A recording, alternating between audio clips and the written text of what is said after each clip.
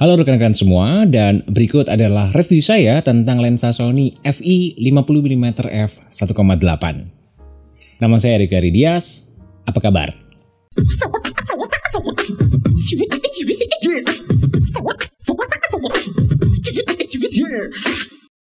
Sony FI50mm f1.8 ini merupakan lensa fixed focus native yang termurah di jajaran lensa Sony. Per bulan Desember 2022 ini, harga barunya di online marketplace terakhir saya cek bergerak di antara 3,2 sampai dengan 3,6 juta rupiah. Sedangkan harga secondnya bergerak di antara 2,6 sampai dengan 2,8 juta rupiah tergantung kondisinya. Dengan label FI, maka artinya lensa ini dioptimalkan untuk lensa-lensa Sony yang bersensor full frame. Namun seperti yang kita tahu bahwa seluruh lensa untuk kamera mirrorless full frame Sony juga kompatibel dengan kamera-kamera Sony lain yang memiliki sensor di bawahnya, sensor APS-C seperti Sony A6000 series, Sony ZV series, dan Sony FX Cinema Line. Namun tentu saja ketika rekan-rekan menggunakannya pada kamera yang bersensor APS-C, maka field of view-nya akan 33% lebih sempit dikarenakan crop factor. Sehingga lensa ini bisa dibilang ekuivalen field of view-nya dengan lensa 75mm. Minimum focus distance pada lensa ini adalah 45 cm dengan magnification ratio 0,14 kali atau 1:7,1. Tentu saja pada kamera yang bersensor APS-C dengan resolusi yang sama, maka Anda akan mendapatkan besaran image yang setara dengan 0,21 kali. Bodi pada lensa ini terbuat dari material plastik yang tentu wajar mengingat harganya yang murah. Namun, ini justru membuat lensa ini menjadi sangat ringan dengan hanya 186 gram. Bisa saya bilang build quality lensa ini lumayan baik dengan mounting yang terbuat dari metal. Kontrol mekanik pada lensa ini hanya ada ring fokus saja, tanpa ada aperture ring, tanpa ada tombol function, dan tanpa ada tombol AF switch-nya. Ring fokusnya terbuat dari karet yang nyaman, namun tentu kita harus bersiap ketika suatu saat nanti karet fokusnya menjadi melar seiring waktu dan penggunaannya. Penggunaan ring fokus ini juga terasa nyaman dengan restriksi yang cukup. Namun sayang lensa ini menggunakan ring fokus elektronik, di mana jujur saya lebih nyaman dengan tipe direct mechanical. Ukuran pada lensa ini juga bisa dibilang compact dengan sisi terlebarnya di 6,8 cm. Ini tentu menguntungkan jika Anda sering bepergian dengan lensa ini. Diameter filter thread pada lensa ini berukuran 49 mm, di mana ketersediaan filter dengan ukuran ini cukup banyak jika Anda mencarinya di pasar online maupun offline.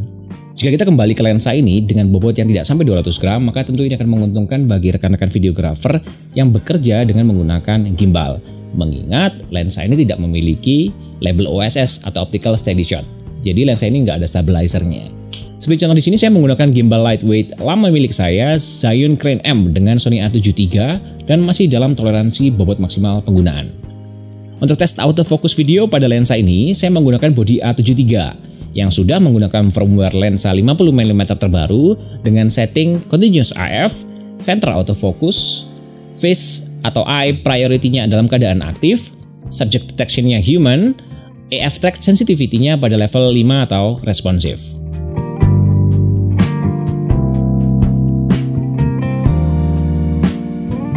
Saya menemukan pada jarak paling tidak sekitar 3 meter, autofokus pada lensa masih mampu mengejar objek pada kontras yang rendah. Dan mampu paling tidak sekitar 7 meter pada saat pencahayaan yang ya lumayan baik lah kontrasnya pada kamera Sony A7 III milik saya.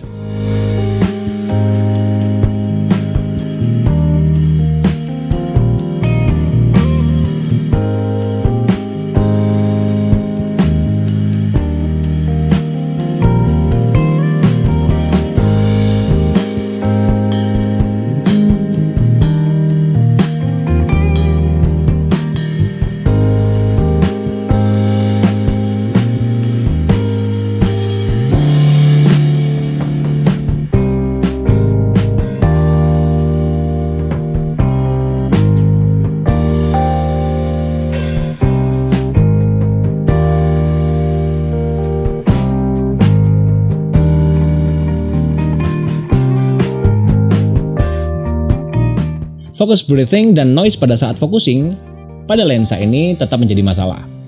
Mungkin Anda perlu mempertimbangkan menggunakan external mic seperti mungkin lavalier mic, wireless microphone, atau mungkin jika Anda menggunakan shotgun mic, cari yang interference tube-nya itu panjang seperti yang saya pakai saat ini.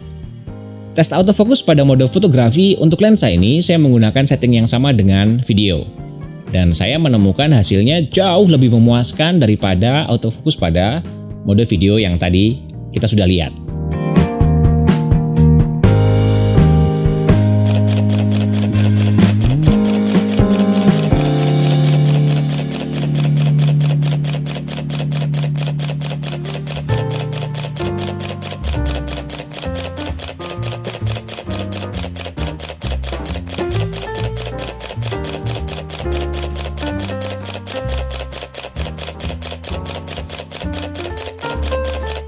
Pada 100 foto yang saya ambil, terdapat 18 foto gagal yang artinya tingkat keberhasilannya mencapai angka 82%. Dan jujur ini masih dalam ranah ekspektasi saya.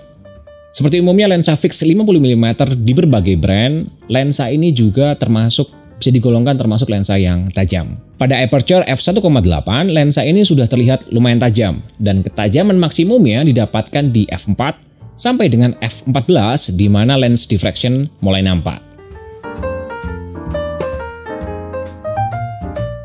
Sedangkan ketajaman di ujung frame atau corner sharpness-nya hanya soft di aperture terbesarnya di f1,8. Dan mulai membaik, mulai dari f2,2 sampai aperture terkecilnya di f22.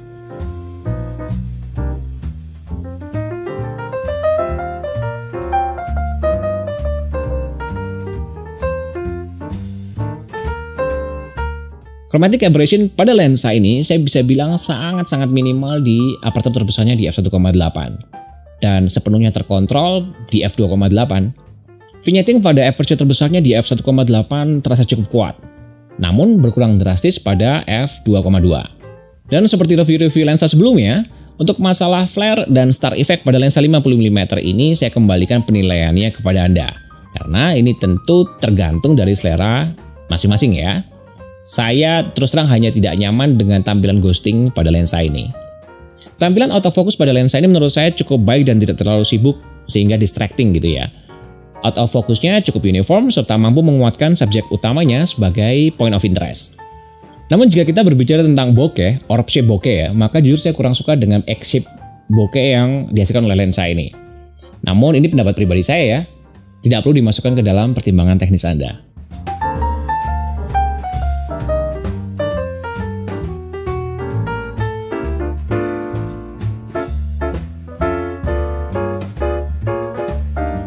Dan kita sampai juga pada kesimpulannya ya. Kesimpulan yang pertama nih. Kesimpulan pertama ini untuk teman-teman, khusus para teman-teman videografer.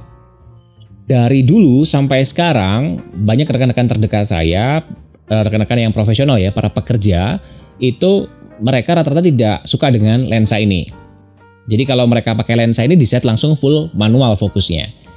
Karena memang itu tadi, lensa ini tidak memiliki performa autofocus yang sangat baik, entah itu dia kehilangan fokus atau berisik ya. Jadi mereka rata-rata upgrade ke lensa G-Lens, mereka sewa lensa G-Lens, atau mereka beli brand lain, atau yang terakhir ya, mereka misalkan milik pribadi itu mereka pakai yang lensa manual. Dan kesimpulan berikutnya adalah untuk teman-teman yang utamanya di fotografi. Artinya Anda mengerjakan 80%, 90% fotografi, 10-20% videografi, maka saya sangat-sangat menyarankan lensa ini. Karena lensa ini sangat tajam dan tadi rekan-rekan sudah melihat bahwa kecepatan AF burst-nya dia itu sekitar 82%, dia kena sasaran semua. Ini highly recommended untuk teman-teman yang di fotografi gitu. Dan yang ketiga adalah jika kita berbicara tentang lensa 50mm ini pada sensor full frame, focal length 50mm ini bisa dibilang yang paling mendekati dengan apa yang dilihat oleh mata manusia. Memang betul, angle of view dari mata manusia itu bergerak di hampir 180 derajat. Ada yang bilang 160, ada yang bilang 170, ada yang bilang 120 derajat. Namun fokus tatapan mata manusia pada bidang datar itu rata-rata bergerak di antara 40 sampai dengan 50 derajat. Nah, angle of view lensa ini berada pada 47 derajat sehingga membuat lensa ini sangat nyaman, image yang dihasilkannya sesuai dengan apa yang mata lihat. Lensa ini juga memiliki bukaan yang cukup besar ya di f1,8 sehingga menguntungkan jika Anda menggunakannya untuk di situasi yang low light. Karena itulah lensa dengan bukaan aperture ya, mulai f2, f1,8 lalu terus sampai ke 0,95 seperti miliknya Nikon itu dibilang dengan lensa cepat. Karena artinya Anda bisa menaikkan shutter speed Anda pada saat malam hari dengan dibantu aperture yang lebih buka sehingga mengizinkan banyak cahaya untuk masuk ke dalam sensor Anda. Dan kesimpulannya yang keempat adalah untuk teman-teman yang menggunakan lensa ini inginnya dipakai di kamera yang bersensor APS-C seperti Sony A6000 series ya, maka bisa jadi panjang focal length 50 mm ini bisa jadi menguntungkan, bisa jadi merugikan. Karena gini, jika teman-teman menggunakannya untuk videografi produk atau fotografi produk karena jarak minimum focus distance-nya pendek sekali, hanya 45 cm, maka jika Anda bandingkan dengan sensor full frame yang misalkan megapikselnya sama, seperti saya menggunakannya di Sony A6300 versus A73 yang sama-sama 24 megapiksel, maka tentu hasil image-nya akan terasa lebih besar, lebih memenuhi frame sehingga terlihat lebih detail, lebih dekat rasanya di dalam sensor yang lebih kecil di APS-C. Tentu jika Anda menggunakannya untuk produk, maka ini sangat-sangat menguntungkan. Begitu juga jika Anda menginginkan sedikit jangkauan, Anda sudah tahu betul bahwa apa yang Anda foto membutuhkan sedikit jangkauan karena 50 mm menjadi setara dengan 75 mm, maka tentu akan mendapatkan jarak yang lebih baik, jangkauan yang lebih baik, 30% lebih baik daripada para pengguna full frame. Namun kerugiannya menjadi semisal rekan-rekan ingin mendokumentasikan event, main sama keluarga di area-area yang sempit, teman-teman yang bekerja di studio tapi studionya juga tidak terlalu bisa mundur lagi. Nah, ini repot. Tentu jika teman-teman situasinya space-nya terlalu ketat, maka akan sulit untuk mundur lagi. Mengingat itu tadi, lensa ini menjadi setara dengan 75 mm. Dan sekian video kali ini, semoga cukup informatif dan membantu, terutama bagi rekan-rekan yang sedang mencari informasi atau mungkin sedang mempertimbangkan untuk membeli lensa ini. Sampai ketemu di video-video saya berikutnya yang membahas soal travel dan fotografi. Mungkin saya pengen nge-vlog kali ya, vlog daily vlog gitu kayaknya lucu kali ya. Ya, sampai ketemu di vlog-vlog saya berikutnya. Bye. Dan ingat bahwa jangan percaya kepada satu review, Anda perlu membandingkan review satu dengan review yang lain. Karena jujur pada saat pembuatan video ini, hasil tes saya itu ada beberapa yang berbeda dengan reviewer luar. Saya sampai mengulang, contohnya di tes ketajaman, saya sampai mengulang beberapa kali kok nggak sama apa yang saya dapat ketajamannya dengan reviewer luar tersebut. Nah, jadi teman-teman mungkin perlu sedikit bijaksana, jangan percaya sama satu review, bandingkan, saya pikir cukup banyak ya review tentang lensa ini. Bandingkan antara satu reviewer dengan reviewer yang lain.